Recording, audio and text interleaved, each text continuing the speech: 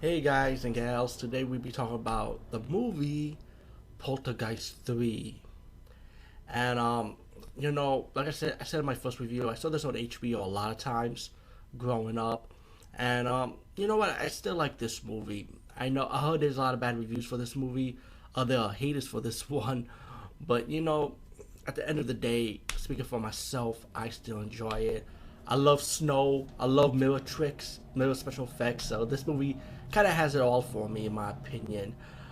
And in a way, I can see one of our most beloved characters from this trilogy kind of have to move on. But what it is, what it is. First rest in peace to both characters, Zelda and oh my god, I forgot the girl's name. Heather Rock, right? I think that's the name. Heather Rock, Carol, plays Carol Ann. Anyway, the movie takes place in Chicago, right? And Carol Ann is staying with her aunt, instead of her mom and dad's not in this movie. The only returning character is pretty much Carol Ann and Zelda Rubinstein's character. And well, anyway, pretty much Carol Ann is staying with this new family with her, who's aunt, the father, and they're gonna have their own daughter, and it's pretty much she get used to living with it for a while. But meanwhile, because of her going to the school and her teacher put like through the hypnotize her, tell her about her situation and what she's really not. Pretty much, it kind of gives her like the memories of bringing Kane back, and that's how Kane was able to find her this time. Because, and a lot of people also get confused from this movie too, because it's like after how part two ended, how could he come back in part three, and why they even doing a third movie? You know what I'm saying? But Hollywood, what is? You gotta build a franchise around something, right? But anyway, to continue it on, Kane finds her, and Kane's already prepared. He's making the building all cold, freezing up the building.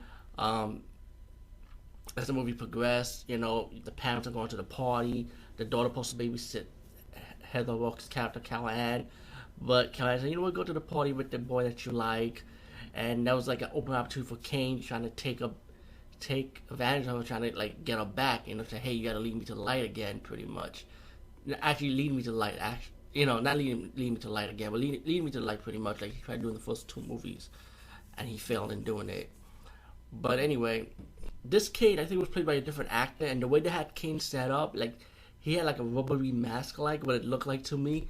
He doesn't look like he looks more comical looking than, because in the second movie he was kind of scary looking, But in the third movie he's like comical. He looked like the hobo who lives in your corner bodega or some shit, whatever. Anyway, Kane's trying to get to Callahan, and then he actually succeeded in taking Callahan inside of his dimension again, like he did in the first movie. So this is pretty much a remix of the first Poltergeist movie, but in the city instead of in a low town. So while the evil king got Callahan and he got the daughter also, the movie progressed. As the father and the mother has to be the hero of this whole movie, pretty much, to get the kids back and battle the evil king with the help of Zelda Rubinstein's character, the psychic lady. Meanwhile, you got the doctor, the teacher, and Callahan's school going with them too, because he thought Callahan played a joke on him, pretty much, which she did not. But he's kind of curious. I said, "Hey, I gotta see what's going on. I gotta get over there." Just to let the parents know, I think your daughter played a joke on me. But he had his usage, though. He was able to, as the movie progresses, you'll see all that. But anyway, the parents have to battle Kane and his trickery. All these mirror tricks, special effects, and there was a scene when Zelda, when Zelda trying to get Caroline to come to the real world, and the father kind of like he wasn't patient enough trying to get Caroline through the mirror.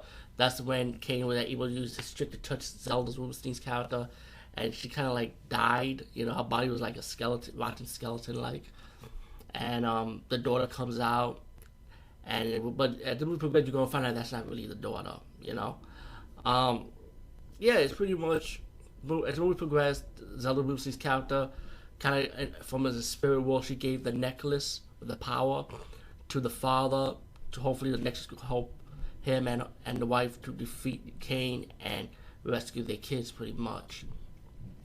And you know, mainly, as I said, mainly the movies will be more focused on them trying to save their kids, you know, and you know, also you got like the mother, Aunt Peg, or is it Aunt Trish? Oh shit, I forgot. Well, anyway, the aunt, you know, who was the sister of the wife in the first and second movie, but you don't see her in the first and second movie, by the way, of course not. But you know, that's who her relation is to Callahan's family. But she kind of like have the lost feeling, like, you know what, I wish, pretty much, I wish she never came. We would never had this problem. But like I said, the movie progressed. You know, she realized that of course she did not mean it, and she told Callahan that, you know, and Katie's using that influence to separate them, you know, because he knows that love is the power that can defeat Kane.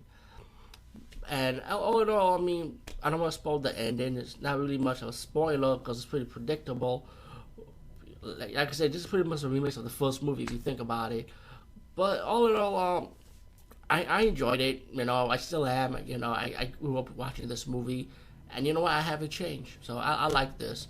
And since we're into the topic now, of course, the Poltergeist remake is coming out this year, and I'm gonna be honest, I am looking forward to it. I do want to see the remake. I'm not gonna expect it for it to be better than the original. Of course, I know what the ending is going to be. It's pretty obvious. But you know, I want to see what Hollywood can pull over from this one. What they gonna do with the remake. And I also heard they were supposed to do a Poltergeist 4 many years ago when Caroline grew up like an adult Caroline, and she was supposed to save her daughter, that she has her own daughter, to battle Kane. Which is kind of going to be kind of weird because what's the point of doing the third movie? Well, if we see the ending for part 3, spoiler, it was Zelda's scout in the spirit form actually decided to lead Kane into the light, so the aunt could get her family back. Kind of like Conjuring, Insidious, is an anime probably pretty obvious ripoff from the Poltergeist franchise when you think about it. But I mean, again, that story would never make sense to me, so I'm glad they kind of scrapped that ideal. But still, like I said, I'm looking forward to the remake. I'm definitely gonna be reviewing it without a doubt. I don't know if I'm gonna see it in the first day opening, but I will be checking it out. That I guarantee you. Peace, guys. See you later.